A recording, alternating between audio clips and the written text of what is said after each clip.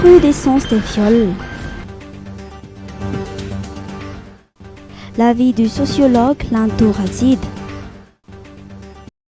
Les actes de viol se multiplient dans le pays.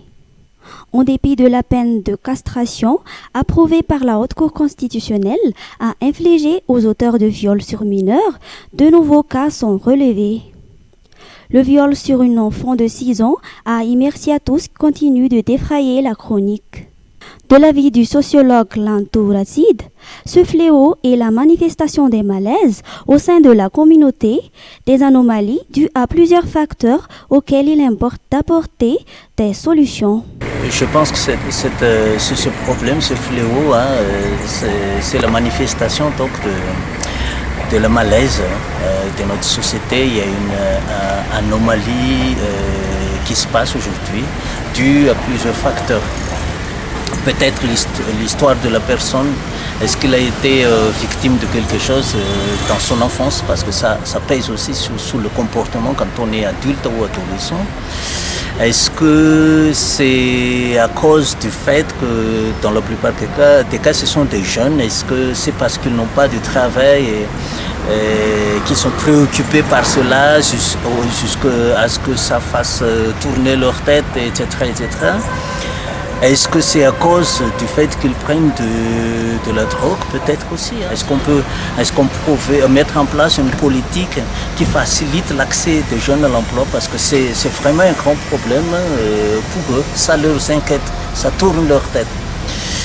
Sur le problème de la drogue, il faut aussi prendre des mesures drastiques, parce que, je ne sais pas, aujourd'hui, nous avons l'impression que ce phénomène n'est pas encore maîtrisé.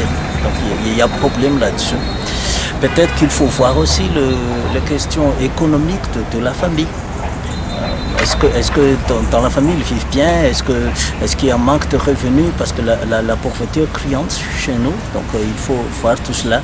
Mais sur le long terme, il faut voir aussi sur l'éducation, parce que notre société aujourd'hui est en phase de mutation.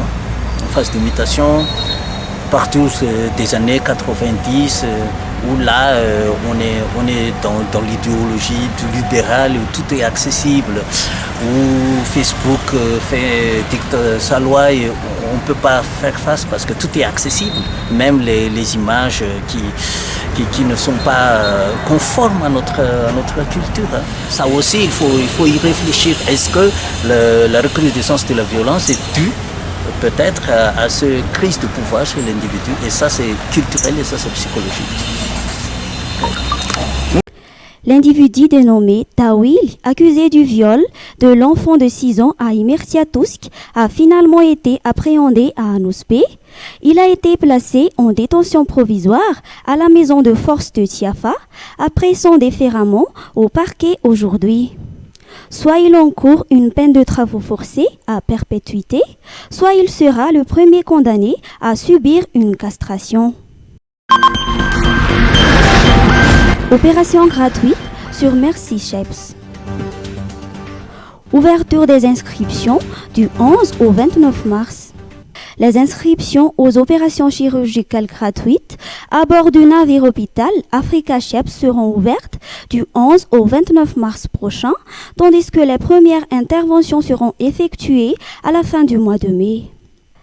Les équipes médicales du Merci Sheps se rendront dans 12 localités du pays, dont Antananarivo, Tuamasin, Pricaville, Favaten, Amparafaravul, Miarnarivo, Maevatanan, Ambilpe, Ansoui, Mourafenbe, Yous et Manakar pour recueillir des informations sur les futurs bénéficiaires de ces opérations.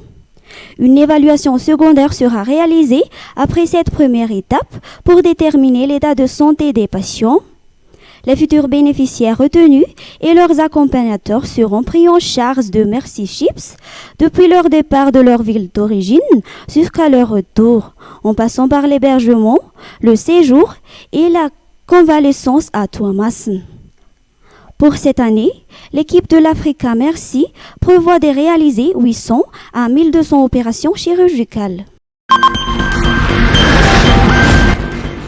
PDS, Richard Hambanambitan. L'heure est à l'action. Quelques heures après son installation dans ses fonctions à la mairie de la commune urbaine d'Antananarivo, le nouveau président de la délégation spéciale, Richard Ramanambitan, est entré en action. Hier après-midi, il s'est rendu dans le quartier d'Anouspe où il a donné le coup d'envoi de l'opération d'assainissement de la ville. Les camions et bulldozers du gouvernement japonais, dans le cadre du projet GESTA, ont aussitôt été déployés pour les opérations d'enlèvement des ordures entassées dans ce quartier très populeux de la capitale.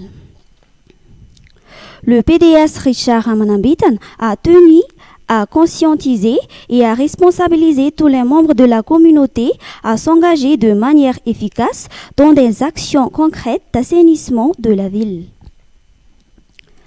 Rappelons que le président de la République, Andry Rajoelina, a donné 10 jours au nouveau PDS de la CUA et son équipe pour débarrasser les rues de la ville des ordures.